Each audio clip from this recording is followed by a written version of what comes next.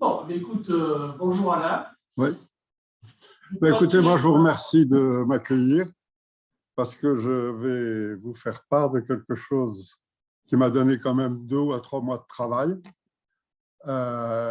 Et par ailleurs, auquel je tiens parce que j'espère qu'il éclaire mieux la situation que nous vivons actuellement.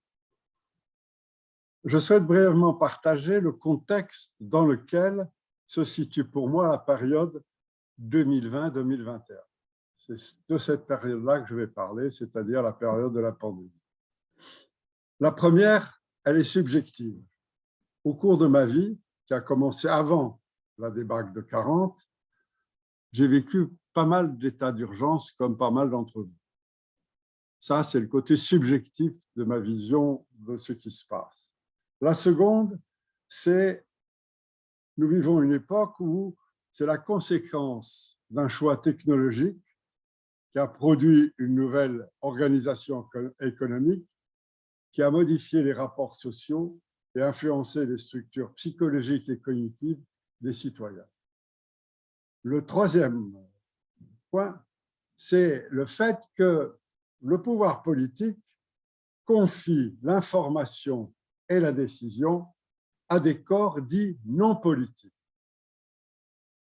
Ce fut le cas d'ailleurs en 2020, quand le gouvernement a décidé que la réponse la plus efficiente pouvait être donnée par l'instance suprême de la République à des spécialistes cooptés dans des comités ad hoc, c'est-à-dire que le pouvoir politique se dessaisit de la décision et de l'information à des comités ad hoc et à une industrie privée concurrentielle.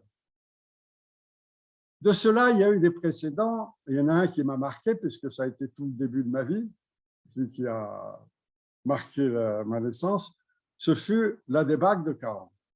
Et là-dessus, j'ai relu le texte d'Aragon sur les communistes. Et ce que montre Aragon dans les communistes, c'est 2 choses. Premièrement, que le gouvernement se dessaisit vis-à-vis de l'armée, de l'état-major, de pouvoir politique et de l'information. À l'intérieur de cet état-major, il y a des vues concurrentielles. Et ces vues concurrentielles, ils ne font pas oublier qu'elles ont en arrière-plan des choix qui sont technologiques. C'est-à-dire, ils choisissent des options différentes pour faire de la stratégie militaire, puisque ça va être le grand problème de la débâcle de 40, c'est qu'on va avoir 2 généraux, un qui dira à Dia et l'autre de l'autre côté. Et il faut bien comprendre que c'est cela qui a créé l'état de panique dans lequel on vécut la population. Et ça, je pense que Aragon le décrit très bien. Tout au moins, c'est exactement ce que j'ai en mémoire de cette période. Le deuxième point, c'est que Aragon le montre aussi. Et ça, je l'ai souvent entendu dire dans mon environnement, c'est que dans le fond, il y avait derrière cette volonté de donner à des gens qu'on disait spécialistes le pouvoir, il y avait quand même des intérêts politiques.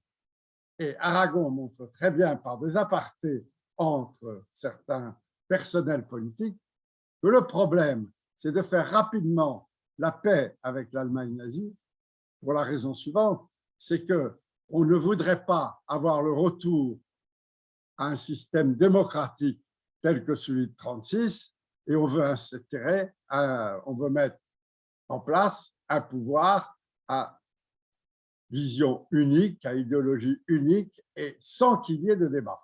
Et c'est exactement ce qui va se passer.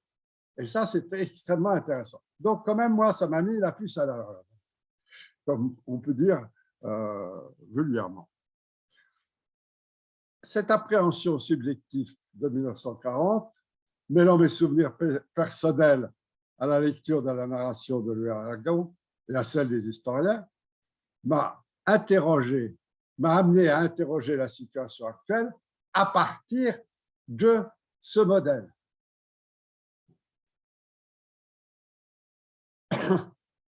Mais en préalable, il faut bien dire que ces interrogations sur ce qui se passe, nous pouvons les poser quand nous avons le temps de la réflexion, qui combine recherche et controverse.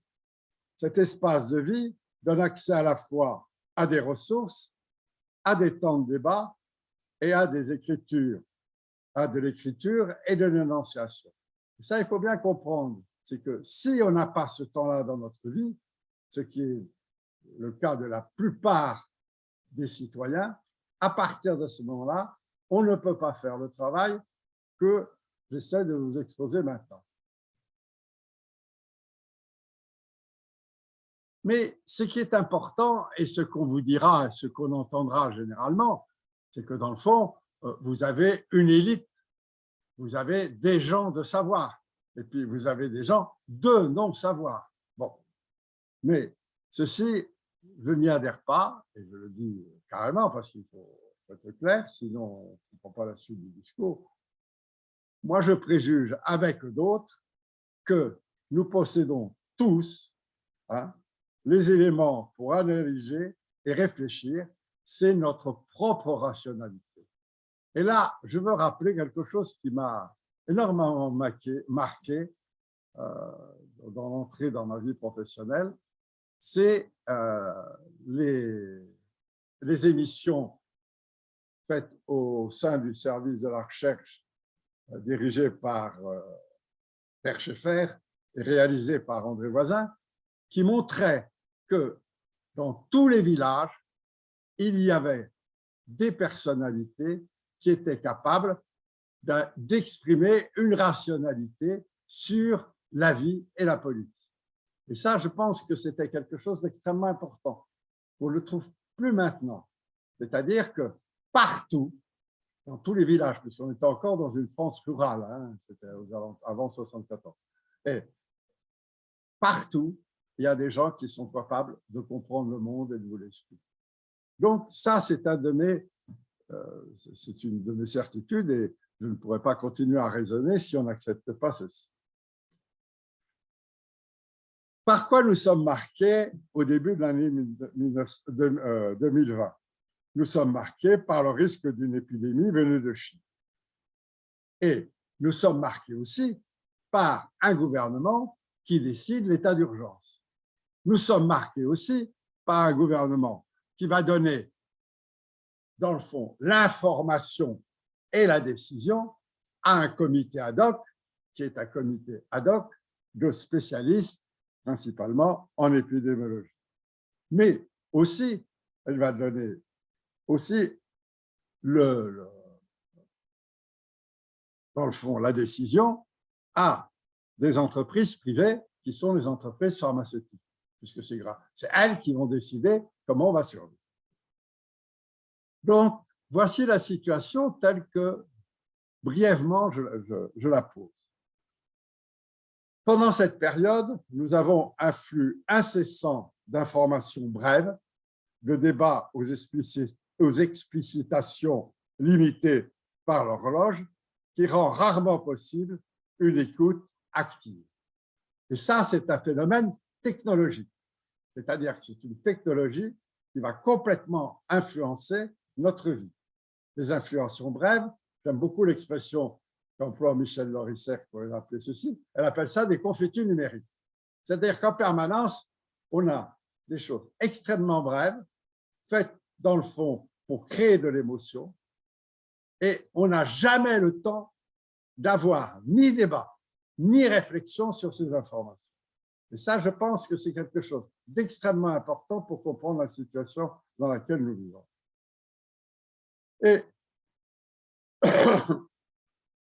Et cette situation a, au niveau politique, une conception d'une organisation administrative, c'est-à-dire qu'on va mettre en place une administration pour organiser tout ce système de diffusion à la fois de l'information par des comités ad hoc et de l'autre côté, des informations qui vont être des confettis numériques qui, dans le fond, vont complètement nous envahir. Qu'est-ce que cela va nous créer? cela va créer chez nous un doute. Et je pense que vous avez tous, comme moi, à une époque, douté. Est-ce qu'on va survivre? C'est quand même quelque chose de grave qui s'est posé à ce moment-là. Et ces confettis numériques qui polluent notre espace m'amènent à poser une série de questions. D'après ce que j'entends, d'après ce que nous entendons, c'est-à-dire ce que je vais vous dire, ce n'est pas parce que je ne l'ai pas entendu. On pourrait retrouver les sources. La solution à toute crise serait-elle la relance économique?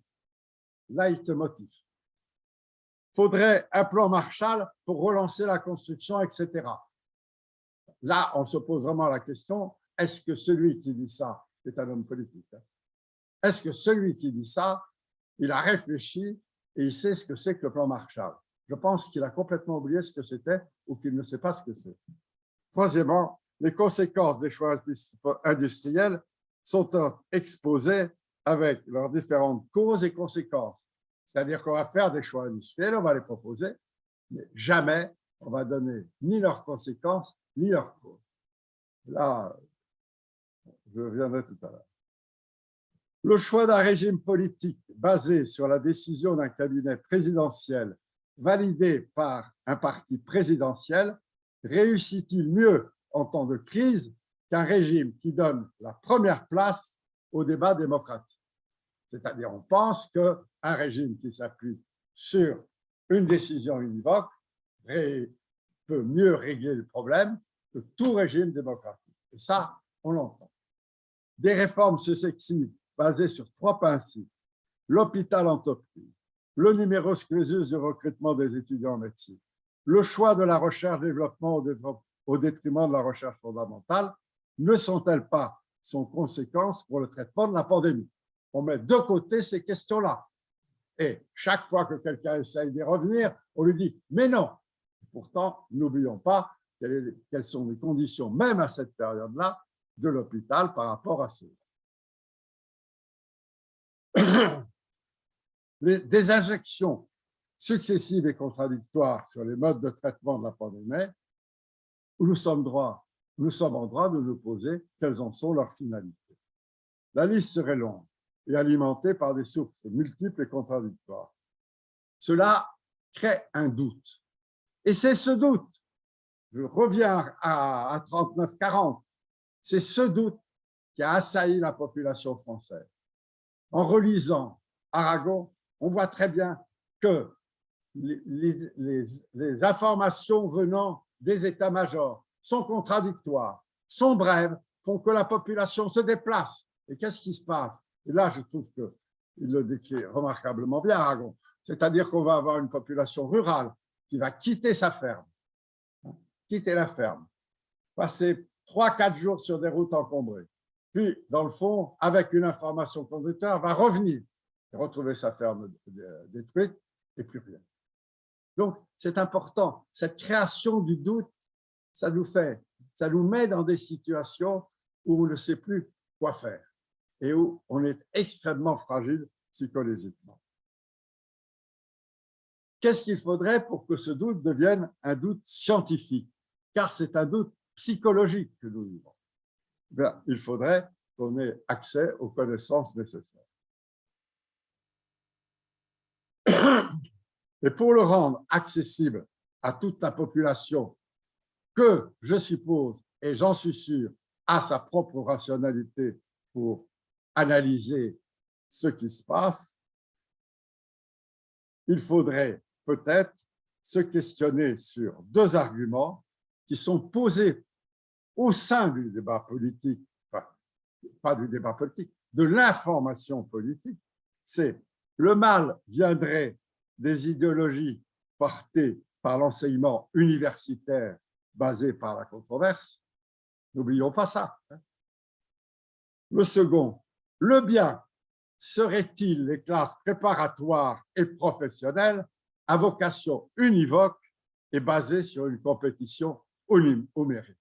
Et il faut bien entendre pendant ce temps-là les débats sur cette question-là. Nous avons quand même un ministre qui a attaqué les universités, ne l'oublions pas. Où est l'humain? Au ministère des Finances,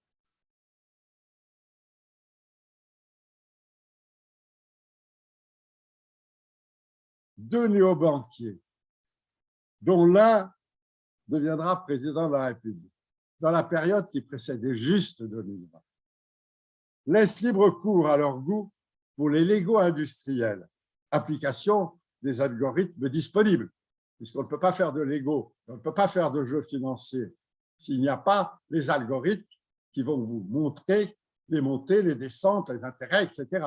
Les algorithmes qui sont des produits d'ingénieurs, mais d'ingénieurs qui sont pilotés par des choix intellectuels et des choix industriels, vont décider de ces Legos industriels disponibles. Alors que les sessions stratégiques se multiplient, les deux néobanquiers refusent d'utiliser un dispositif renforcé permettant à l'État français de contrôler des investissements étrangers et de donner la priorité aux citoyens et employés sur la gestion financière.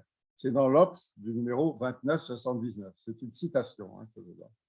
Ces décisions précédant la crise sanitaire se poursuivront pendant la pandémie, puisque l'un des deux banquiers, des deux néobanquiers, deviendra président de la République et l'autre devient son bras droit. C'est Colère. L'urgence, ces décisions précédant la crise sanitaire se poursuivront pendant la pandémie. L'urgence sanitaire permet à des décisions gouvernementales une reconfiguration du travail.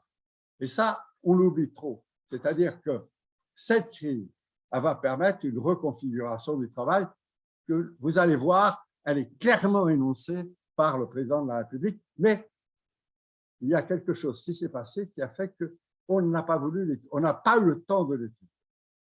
Ce déplacement d'une question sanitaire en une reconfiguration du travail est la conséquence d'une utilisation administrative de la technologie numérique qui facilite la réorganisation des sociétés industrielles et financières. Il ne faut pas oublier que ce n'est pas des hommes, c'est véritablement à la fois l'utilisation d'outils industriels et à la fois des idéologies qui font que ça va avoir des conséquences. C'est une économie qui va agir sur. Parmi les conséquences de ces Legos industriels et financiers, que les Legos administratifs, je me permets d'employer l'expression, voire législatifs rendent légitimes, nous retiendrons la fragmentation de la population française. C'est ce qu'on va vivre pendant toute cette période. De la population française en catégories. Une contradiction oppose l'aspect théorique des droits humains et du citoyen à la validité pratique des droits et devoirs que le gouvernement attribue aux citoyens suivant leurs caractéristiques personnelles, sociales et professionnelles, en dehors de tout débat sur leur bien fondé. Voilà, si vous voulez, le premier élément à remarquer sur cette fragmentation de la population. Rappelez-vous, il y en aura qui ont droit à ceci, il y en aura qui ont droit à cela, etc. Je veux dire, ça continue d'ailleurs. L'individuation des intérêts privés par médias interposés utilisant les ressources informatives du numérique éloigne toute participation à la solidarité et au vivre ensemble. Et ça, les enseignants l'ont très bien ressenti quand ils ont lutté pour que les élèves reviennent dans les classes. Je pense que, et cela, on peut le mettre aussi au niveau des services administratifs ou des entreprises, de toute entreprise de fabrication. En plus, ça renforce la séparation entre ceux qui travaillent uniquement sur le numérique et puis ceux qui sont à la tâche sur la fabrication. La perte du sens de la collectivité et de la valeur travail au profit de la concurrence et des mérites détruit toute existence de la personne dans son environnement. De plus, une attribution de survie amène celui dont la qualification a perdu toute valeur à se retirer dans son monde privé.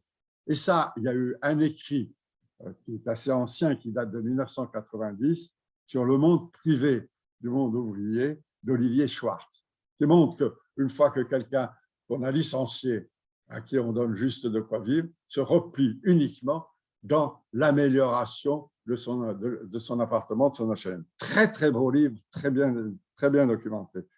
L'éducation et le droit à la qualification professionnelle du travail, base de la démocratie, au profit de l'instruction et de la reconnaissance d'une compétence adaptive à des postes au lieu et place de l'éducation. C'est-à-dire qu'on voit ce déplacement-là, on voit ce déplacement du droit à la qualification au travail, ça se déplace vers la notion de compétence. Notion de compétence qui est quelque chose qui appartient totalement à l'adaptation à un poste de travail en un lieu et place. Et ça remplace l'éducation. La place institutionnelle des acteurs de terrain dans la décision politique pour les domaines économiques, industriels et sociétaux est contestée par les groupes d'influence et dit de savoir supérieur, imposant une organisation hiérarchique, du haut en bas. C'est-à-dire, on parlera quelquefois de ce qui se passe à la base. Le débat et la controverse, il ne faut pas confondre avec la pédagogie. Ça, c'est quelque chose qui me frappe de plus en plus, parce qu'on parle de pédagogie, il dit souvent, on va vous faire de la pédagogie. La pédagogie, c'est quand même la parole d'un maître pour conduire quelqu'un vers... C'est une instruction, la pédagogie. Il faut pas l'oublier.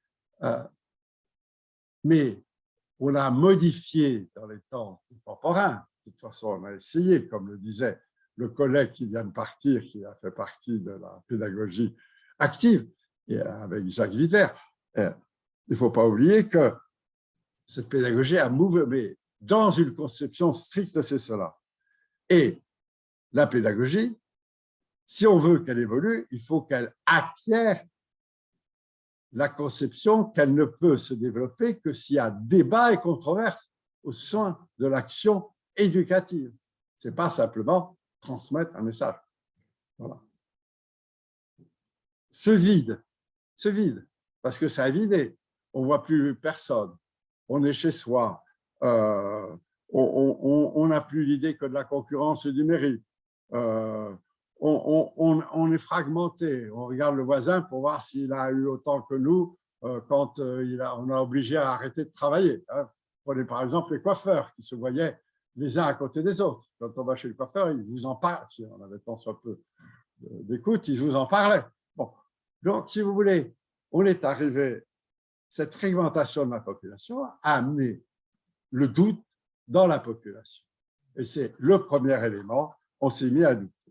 Ainsi, du doute psychologique au stress, au questionnement non débattu. On se pose des questions, mais on n'en débat pas.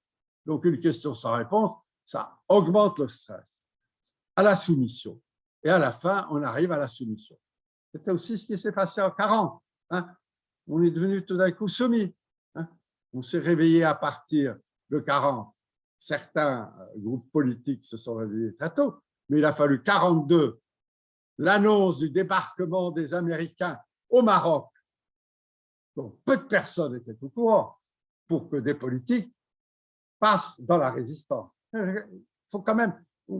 Et là, c'est important parce qu'on ne le voit pas, moi je ne le vois pas, ceci, à part de très rares éléments, tels que ma collègue Barbara Stiegler, ou vous, hein, à qui je m'adresse, qui bascule comme ça en se disant, dans le fond, il faut vraiment maintenant prendre le contre-courant, le contrepoids, sinon ça va complètement dériver et aller vers ce que nous ne souhaitons pas.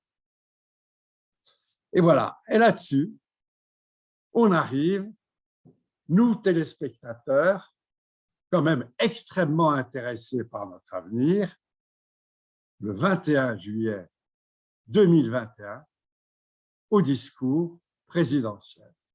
Et nous voilà face à notre télévision. Que va-t-il se passer? Quand l'expression langage de vérité est prononcée par le conférencier, il exprime une certitude. Il exprime une certitude. Il dit un langage de vérité.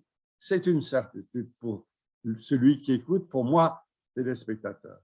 Le caractère univoque d'annonces, de mesures coercitives, de contraintes morales et physiques n'admet donc point de débat. Quand l'énoncé lié à la mort annoncée, si les mesures ne sont pas appliquées, vous allez mourir si on n'applique pas les mesures. On écoute ça encore tous les matins, tous les soirs et toutes les après-midi. À des souvenirs personnels proches, c'est-à-dire qui s'adressent à ce moment-là à des personnes qui viennent de perdre un proche, dans les EHPAD par exemple, car là, il ne faut pas oublier que quand même, ça a été assez catastrophique. La pandémie, enlevant un des nôtres, c'est ce que je viens de dire, ou lointain, ravivant le souvenir des disparus. C'est-à-dire que quand on vous parle des morts, à ce moment-là, l'émotion fait qu'on a des disparus à côté et de plus, on se rappelle ceux que l'on a perdus. Tout cela a une forte portée émotionnelle. Et j'insiste là-dessus, parce qu'en définitive, on oublie trop que quand on est face à son écran de télévision, qu'on entend quelqu'un qui vous fait des annonces, à partir de ce moment-là, on reçoit des chocs émotionnels. Et ces chocs émotionnels, il ne faut pas oublier que c'est quand même lié profondément à la technologie numérique. Puisqu'on n'a pas le temps de répondre, on est à quelque chose auquel on ne peut pas répondre. Alors, quand j'ai débuté dans le milieu rural, après avoir quitté Paris, les premières télévisions, elles étaient de village. C'est-à-dire que quand on regardait l'écran, il y avait celui qui avait la télévision et on discutait. Mais là, on ne discute plus. On est complètement figé. La structure du discours télévisé exaspère des angoisses créées par les informations contradictoires qui ont été entendues préalablement, parce qu'il y en a eu, hein, qui ont circulé sur ce média et d'autres auparavant. Confronté à la description d'une situation critique et d'une annonce coercitive concernant son corps et sa propre liberté de décider, le spectateur de la surface écranique, c'est bien un spectateur, perd toutes ses fonctions vitales, et en particulier celle d'analyse et d'esprit critique. Il subit un choc émotionnel proche de l'effet de sidération dont parlent certains psychiatres. Et il faut bien voir que, personnellement, écoutant ce jour-là ce discours présidentiel, j'étais sidéré. C'est-à-dire, je me suis trouvé incapable de réfléchir et de faire appel à mes connaissances. Cela est une explication possible au fait que, amplifiées par les médias, les réactions des citoyens et les manifestations qui suivirent se focalisèrent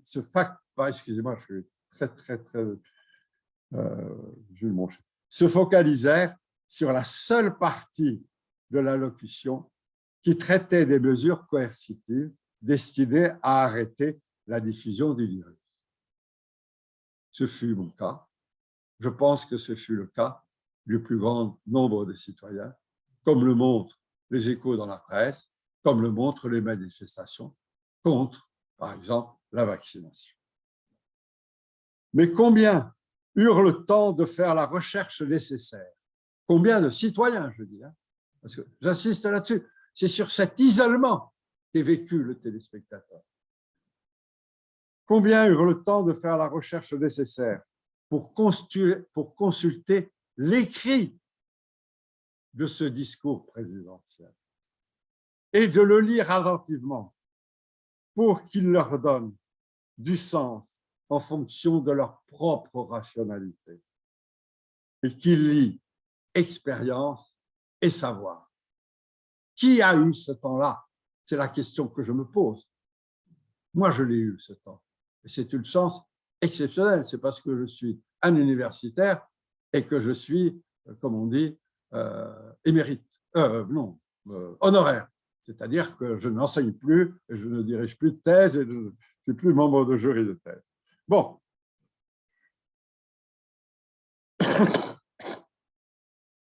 Et quand le citoyen accède ce que j'ai eu la chance de faire, à la transcription du discours, vous savez ce qu'il y a? Là, j'étais stupéfait. Hein.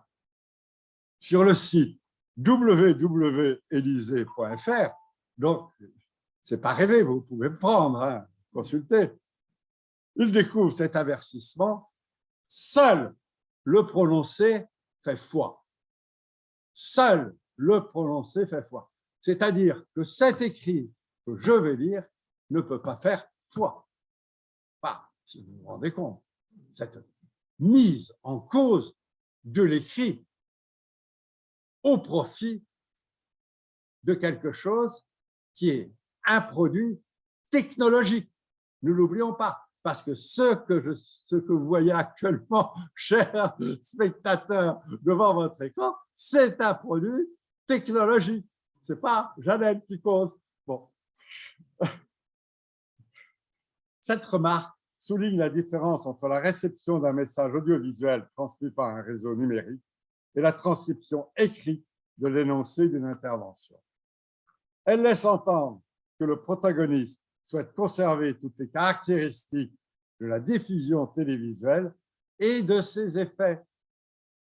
La prédominance du visuel et du sonore, un rythme d'écoute imposé, les parasites visuels et sonores, tels que les gestes, voyez mes gestes, les interventions, les intonations d'intervenants, j'en ai, certes, font partie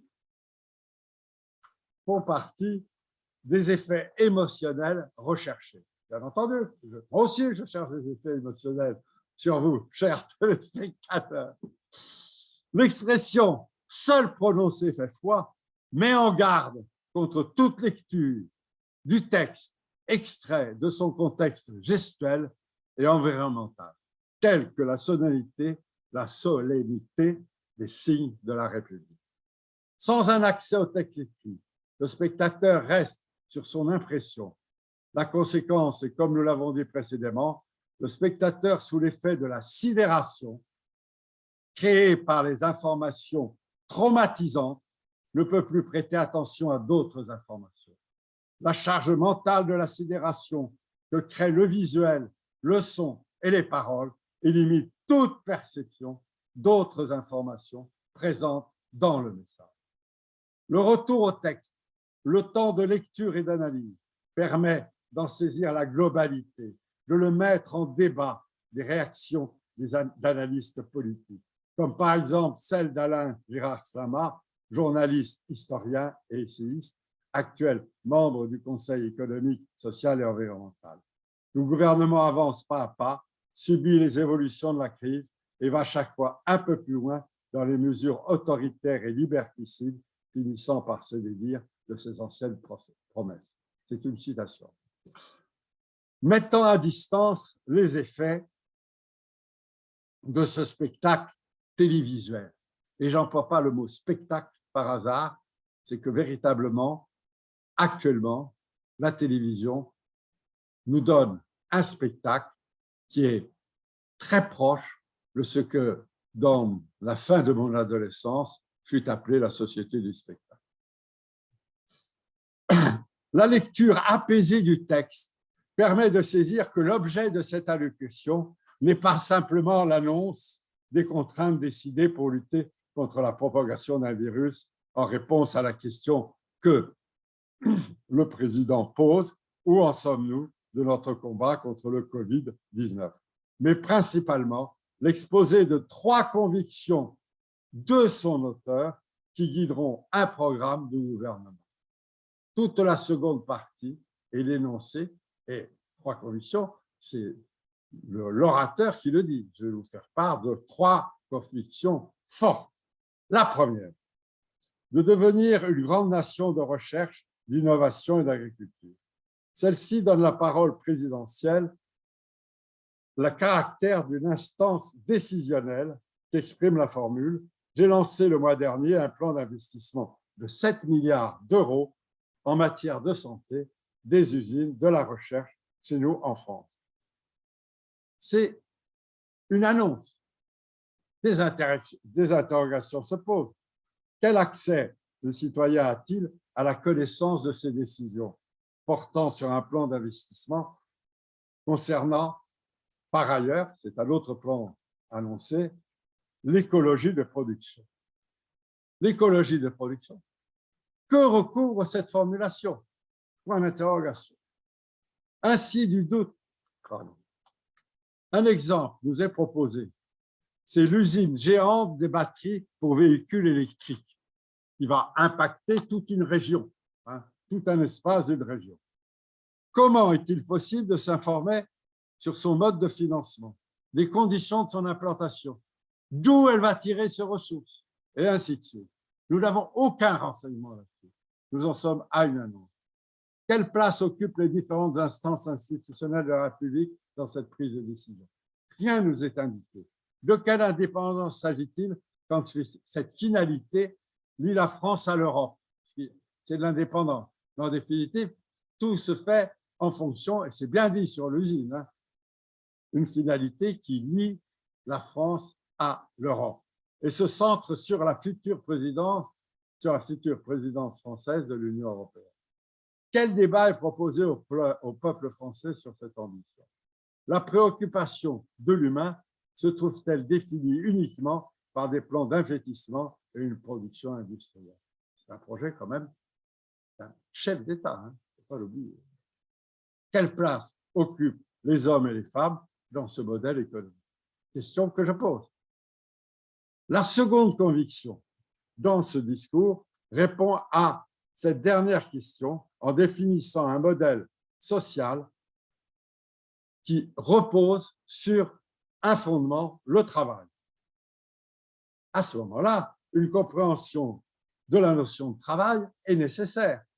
Elle s'accompagne de la notion, et c'est important, de mérite, et elle a pour objectif l'emploi. C'est-à-dire qu'on est déjà guidé sur la définition de ce que c'est le travail, qui correspond à une insertion, l'emploi qui correspond à une insertion dans la production. Donc, un contrat entre un entrepreneur et un employé. À partir de ce moment-là, où en est la question du code du travail, qui est fondamental? Quelle formation avons-nous? Et je vais le reprendre tout à l'heure, sur cette question. Cette approche du travail, et ça, c'est terrible, parce que cette approche du travail, elle fut souvent confortée par des analyses en sciences politiques et en sociologie. Est-ce que cela n'exclut pas de la richesse nationale toute autre conception du travail? Je reviendrai là-dessus. Quelle place occupe dans cette conviction la commission Stiglitz-Sen-Fitoussi, souhaitée par le président Sarkozy, qui souligne l'importance de prendre en compte le travail qui ne répond pas à un emploi rémunéré et contractuel? Ne faut-il pas, suite à ces travaux, questionner la place du salariat lié à un contrat qui libère peu de temps et qui répond à l'expression « travailler plus », répétée plusieurs fois? Quelle place occupent les activités humaines hors du schéma commercial, productif et financier? Pourtant, ces activités humaines sont centrales pour la cohésion sociale, pour la poursuite de l'existence de l'humanité. Tout au long de la vie, ces activités accompagnent les femmes et les hommes de leur naissance à leur mort. Le langage quotidien, d'abord, d'ailleurs, leur attribue le mot travail, travail domestique, ce qui n'a aucune honte de faire son ménage. Par contre, il y en a qui ont beaucoup oublié comment on cirait ses chaussures. C'est ce que me disait mon père. L'auteur de ce discours associe les termes travail et mérite. Dans son sens général, qu'est-ce que c'est que le mérite? Le mérite se définit comme droit d'obtenir un avantage par sa conduite, mais aussi comme exposition à subir un inconvénient. Il ne faut pas oublier les deux phases de dire. Se pose alors la question de savoir à qui appartient le pouvoir de distinguer dans la société qui sont les mérités et qui sont ceux qui ne le sont pas. C'est quand même quelque chose, une question à se poser. qui attribue le mérite. Et ça, on n'en parle pas. C'est un fait de nature. On est quelqu'un parce qu'on est arrivé à faire partie de l'élite, qu'on a la capacité à attribuer le mérite. Cette référence au mérite finit par fragmenter le monde du travail en deux parties opposées, méritants et anonymes, c'est-à-dire ceux qui sont sortis du lot et les anonymes. Et aussi, de l'autre côté, les décideurs et les récipiendaires. Le mérite se décrypte-t-il? C'est la question que moi je pose. Est-il un accord décisionnel concernant l'ensemble d'une population? Est-ce que c'est l'ensemble de la population qui a décidé que ceci est un mérite et ceci ne l'est pas? C'est-à-dire ceci me crée un avantage ou ceci me crée un inconvénient. Correspond-il à un choix personnel quand la volonté d'acquérir ce droit est un avantage qui distingue le récipiendaire de ses pairs et qui le détourne d'autres investissements qui peuvent servir l'ensemble de la collectivité? Des systèmes politiques ont opposé au travail des normes qui définissaient le mérite. Ils furent mis en cause par les historiens comme rapprochant le travail de son sens latin, tribalogium, c'est-à-dire un système de souffrance. Dans les propos du président, le travail est le fondement du modèle social français. Et ce modèle aurait protégé nos entreprises, nos emplois, notre culture, de nombreux secteurs exposés, mais aussi le pouvoir d'achat. Cela me pose les questions suivantes. Cela pose les questions suivantes. Qu'en est-il de la protection de la personne humaine? C'est-à-dire, on protège l'entreprise, la protection de la personne humaine n'est pas posée. Ne dépend-il que d'un secteur économique? C'est l'autre versant de la pièce. C'est peut-être là qu'il faut voir une différence avec d'autres modèles sociaux. Et sans doute, le plus grand écart, et là j'insiste là-dessus parce que je trouve que c'est important, comme la citation par hasard du plan Marshall, le plus grand écart entre le modèle social français élaboré par le Comité national de la résistance, par le ministre Ambroise Crozier et Pierre Laroque, le premier directeur général de la Sécurité sociale. Ce modèle social français du Comité national de la résistance donnait la priorité aux hommes et aux femmes. Des travaux vinrent au cours des années qui suivirent compléter leur entreprise. Cependant, ce modèle social français, pas celui dont parle le président, mais celui du CNR, fut attaqué par des idéologies représentées par le capitalisme et le capitalisme tout au long des 50 ans que nous venons de vivre. Cette référence n'est pas nostalgique pour moi, elle est simplement la prise de conscience qu'il ne suffit pas de nommer, mais qu'il faut aussi savoir débattre afin d'affirmer ses propres convictions. La troisième conviction définit les priorités de ce modèle social. La nation doit répondre à ceux qui ont été plus touchés par la crise. Si la décision appartient à la nation, qu'en est-il de la République? C'est le président de la République qui parle, ce n'est pas le président de la nation. Le président de la République, élu dans le cadre législatif et constitutionnel, s'efface-t-il devant un groupe humain caractérisé par son unité, une langue commune, ou par une communauté politique qui représente une autorité souveraine sur un territoire déterminé? C'est bien ce qui différencie les deux chez les historiens, entre ce que signifie la République et ce que signifie la nation. L'histoire ne nous a-t-elle pas appris que la République, définie par sa constitution et par son organisation législative, approuvée par les citoyens, garantit que l'État ne laisse pas sa place à une communauté au nom de la nation? Là, il y a une question à débattre, que j'aimerais débattre, et je ne suis pas, moi, pour un côté ou pour l'autre, mais je veux dire que là, c'est vraiment quelque chose de fondamental à débattre, à une époque où on entend de plus en plus cette dichotomie entre les deux mots. Si nous ne trouvons pas de réponse directe à ces questions, des expressions indiquent des continuités dans les convictions. Maître du jeu demeure le président de la République. Il souhaite poursuivre et renforcer ces décisions pour les publics qui ont le plus souffert, par exemple notre jeunesse. Alors là-dessus, il développe tout un programme pour les jeunes sur lesquels je me pose des questions. Et les deux questions, parce que je pense que le temps imparti va durer, les deux questions que je me pose principales, c'est que quand on met directement les jeunes sur des activités de production, quand sont-ils informés des questions du droit du travail? Est-ce qu'on prend le temps de la formation au droit du travail? Et est-ce qu'à ce moment-là, au niveau de nos jeunes, on ne pense pas à quelque chose, je ne suis pas Marc Rouanet, à partir de ce moment-là, parce que j'ai toujours avec Père Poilé à côté de moi, et à partir de ce moment-là, je pense que l'on perd énormément de richesse, parce que cette jeunesse, si on lui laissait le temps, au lieu de le mettre directement dans l'emploi, si on lui laissait le temps de choisir sa voie, à ce moment-là, c'est une richesse extrêmement importante pour la population et pour nous tous. Donc, si vous voulez, cette formation à un emploi très tôt pose question. J'aimerais en débattre.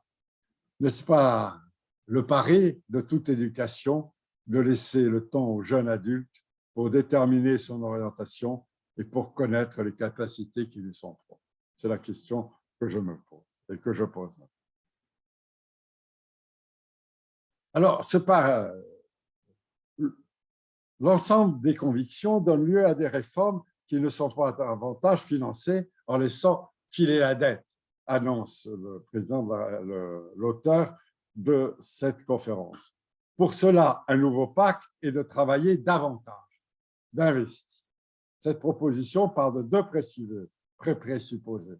Le premier est une injonction, c'est-à-dire le citoyen doit travailler davantage. Pardon. Cette révérence, cette injonction n'est-elle pas un jugement qui laisse entendre que le citoyen ne travaille pas assez? Ça, c'est la première fois. Ne limite-t-il pas le travail à la production reconnue par la définition du produit intérieur brut tel qu'il est conçu à l'heure actuelle par le monde économique? Les questions que cela pose. La solution est l'investissement qui consisterait à améliorer la croissance. C'est l'autre conviction propre de l'auteur. Qu'est-ce que la croissance? Est-ce un indicateur qui lie la commercialisation et la production industrielle, comme le laisse supposer l'expression « une écologie de production » pour aller dans le sens des réformes qui ne seront pas davantage financées en laissant filer la dette? Ça doute à travailler plus. La seule solution qui est de continuer à bousculer le système et les positions établies, les rentes, les statuts. Un exemple nous est donné, c'est celui de l'ENA. Et un autre exemple nous est donné, c'est celui extrêmement important, c'est de la communauté internationale qui n'est pas élue indémocratique, mais qui est simplement représentée par les grands chefs d'entreprise et par certains dirigeants qui décident d'une imposition mondiale des multinationales de 15% minimum, mais mettant fin aux invasions fiscales et aux paradis fiscaux. Là, le processus démocratique est totalement éliminé.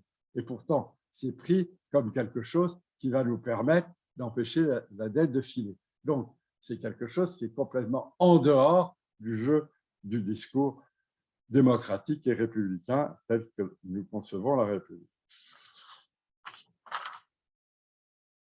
Dans un processus démocratique, cette information nécessiterait que le texte réponde au minimum aux questions suivantes pour éviter l'effort d'annonce.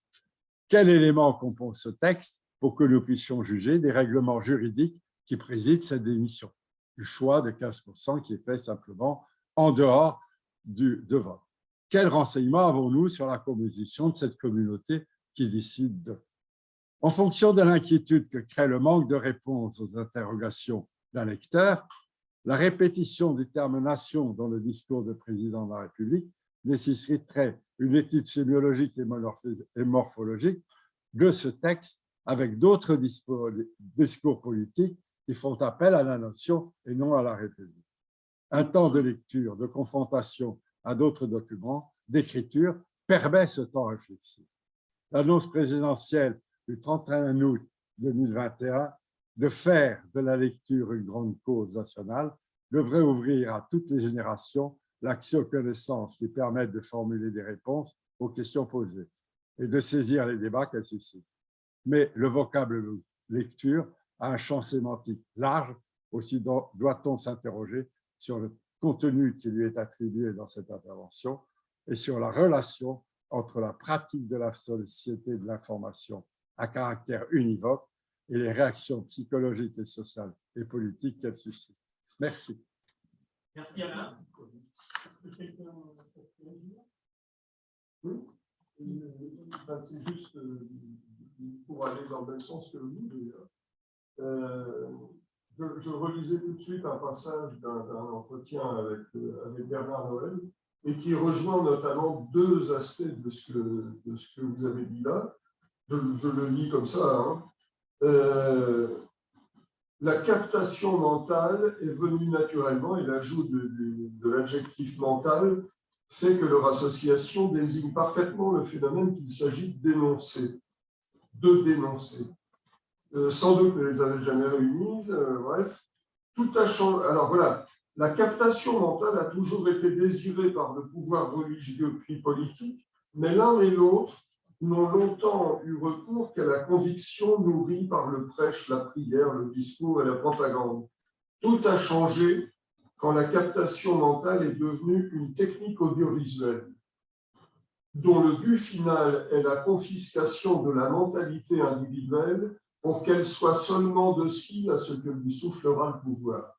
Alors, donc on est vraiment dans ce que vous disiez des nouvelles données technologiques et la soumission qui s'ensuit. Voilà, exactement. Le fait de rendre docile. C'est en ce sens que la technologie, puisque bon, moi je fais partie d'un groupe de travail qui travaille toujours d'ailleurs sur l'introduction du numérique dans l'école, en particulier dans l'école élémentaire.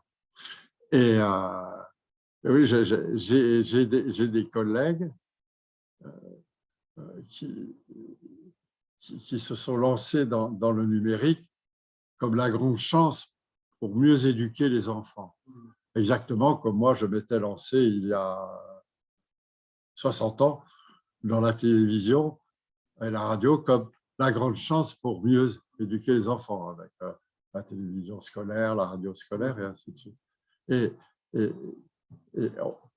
en ce temps, il y a 60 ans, avec René Labordé, nous étions aperçus que, et Christian Metz, nous étions aperçus dans le fond de ce que vous venez de décrire. Et c'est assez terrible de s'apercevoir que quand on veut faire le mieux possible son travail, si nous n'avons pas le temps d'y réfléchir et d'en découvrir d'en avoir des garde-fous, nous n'arrivons pas à le mener à bien. Et je sais que, par exemple, pendant la pandémie, quand les élèves ne pouvaient pas aller en classe, j'ai des collègues qui se sont tués pour permettre aux enfants, se tuer psychologiquement et physiquement, c'est-à-dire qu'ils se sont crevés pour faire en sorte que les enfants continuent à être instruits des bases élémentaires de l'école. Ils étaient instruits, mais à la fois, s'ils voulaient continuer le dialogue avec les enfants, ce qu'on en fait certains, à ce moment-là, la durée du temps était illimitée, puisque au lieu de vous adresser à une collectivité, vous allez vous adresser à des individus, et en plus, il y a des individus par le truchement d'un écran, ce qui n'est pas tellement facile. À partir de ce moment-là, votre temps n'existe plus. Et là-dessus, je pourrais parler de beaucoup de mes souvenirs, parce que comme j'ai suivi en permanence cette évolution, si vous voulez, je trouve que c'est pas. Je vous remercie d'avoir cité ce texte qui est excellent. Voilà. Je pense qu'il synthétise bien les choses. Oui, tout à fait. J'ai une question aussi en tête à propos de ce terme que je retiens que vous avez employé, me semble-t-il, fort justement, de fragmentation de la population française. Est-ce que vous ne pensez pas que toutes les atteintes, avec des formes diverses d'ailleurs, auxquelles on assiste en ce moment, des atteintes à la langue, participent de cette fragmentation? On est dans l'écriture inclusive, dans les interrogations et les décisions du dictionnaire Toti Robert, qui décide à lui tout seul de transformer la langue quasiment avec ce fameux pronom Gel. On est dans des choses qui insistent sur des particularismes et peut-être au détriment du commun, justement. Alors, la plupart des particularismes auxquels je pense vous faites allusion sont issus des États-Unis et viennent troubler notre univers universitaire. Mais ça a été, et alors là je vais reprendre le plan Marshall qu'on oublie, c'est quand même le plan Marshall a été basé sur le fait que nous allions accepter d'introduire dans notre culture française énormément de culture américaine et anglo-saxonne. C'est dans le plan Marshall, il ne faut pas l'oublier. Et progressivement, on voit les langues avec un majuscule, c'est-à-dire non pas le langage adapté à un métier ou quelque chose. Les langues, de plus en plus, si vous voulez, réduites à un rôle secondaire par rapport à cette no-langue, qui est cette pseudo-langue nord-américaine internationale. Et c'est très grave. Je me rappelle, j'étais au Canada pour faire une série de conférences. Il y a, je n'ose plus dire le nom de l'année maintenant.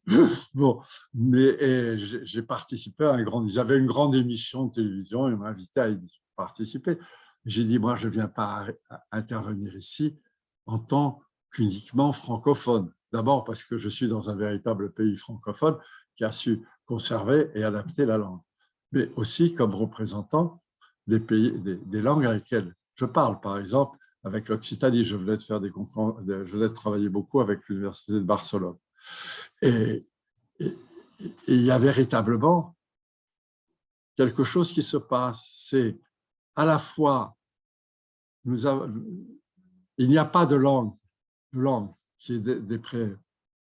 qui soit supérieure aux autres, mais la question, c'est qu'on est en train de faire en sorte que ces langues n'existent plus au profit de cette langue que tout le monde parlerait. Et on le voit parce que quand même, vous avez au ministère des gens qui n'emploient plus que des terminologies américaines, alors que c'est quand même pas tellement difficile d'en faire l'adaptation française. Le thème le plus drôle, c'est l'histoire de manager. C'est quand même délicieux. Parce que, bon. Mais vous avez totalement raison. Et moi, je suis beaucoup penché là-dessus avec mes collègues sur la question des premières années des élèves à l'école. Quand un instituteur reçoit des enfants dès l'âge de 3 ans, puisque maintenant la scolarité est obligatoire depuis 3 ans, il recevra forcément des enfants dont la langue d'environnement n'est pas le langage officiel de l'enseignement. Donc, quel outil leur donne-t-on pour résoudre cette question-là? Alors, il y a la question de l'instruction, c'est-à-dire on va les faire passer à l'apprentissage strict d'un seul modèle linguistique, et ce modèle linguistique ayant comme projet d'éliminer les autres. Je pense qu'il y a beaucoup plus d'autres voies à faire qui aussi apporteraient beaucoup à la société française. Moi, j'ai eu énormément de peine à passer en anglais. Et je pratique mal l'anglais, mais enfin, j'ai eu beaucoup de peine. C'est-à-dire parce que, à la fois auditivement, à la fois politiquement, je n'étais pas formé à l'écoute des autres. Et ce fait que, dès 3 ans, on reçoive des enfants d'appartenance linguistique différente. Car il ne faut pas s'y tromper. Dans le Grand Parc à Bordeaux, l'enfant, quand il rentre chez lui, le soir, la télévision que regardent ses parents, c'est celle de son pays d'origine.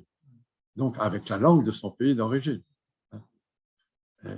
Et donc, si vous voulez, on y gagnerait énormément à non pas éliminer ces langues-là, mais faire en sorte que ce babillage enfantin se transforme progressivement en communauté linguistique et non pas en séparation linguistique. Et tout ce qu'on a psychologiquement sur les résultats sur la langue, on s'aperçoit que ceux qui ont eu des pratiques linguistiques très tôt, à partir de 2 ou 3 langues très tôt, à partir de ce moment-là, sont des gens aptes à apprendre et à parler les autres langues. Les langues, mais pas les langages.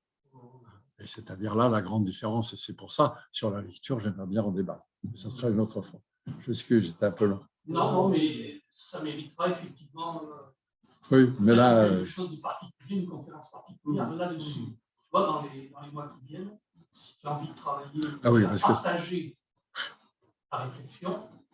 J'ai écrit 5 articles là-dessus.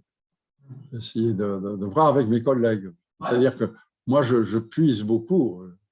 Si je n'avais pas la possibilité d'être réuni au sein d'une association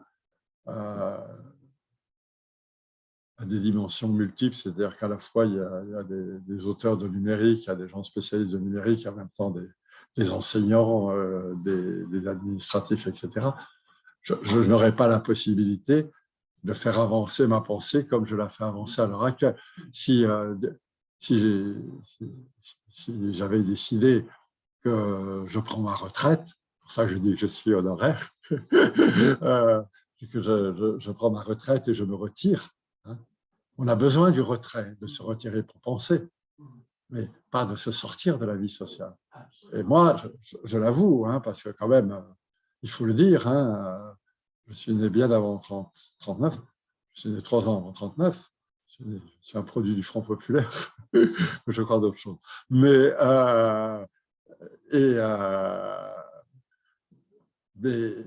si j'avais décroché le jour où j'ai quitté l'université, et ça, je vous remercie de pouvoir exposer, de me donner l'occasion d'exposer ma pensée, bien que je sois un peu enroué aujourd'hui. Je pense qu'il y aurait un manque de partage de ce qui est quand même 60 ans de vie.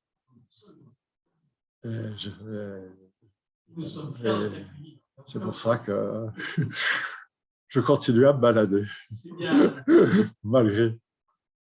On va arrêter là. Oui, tout à fait.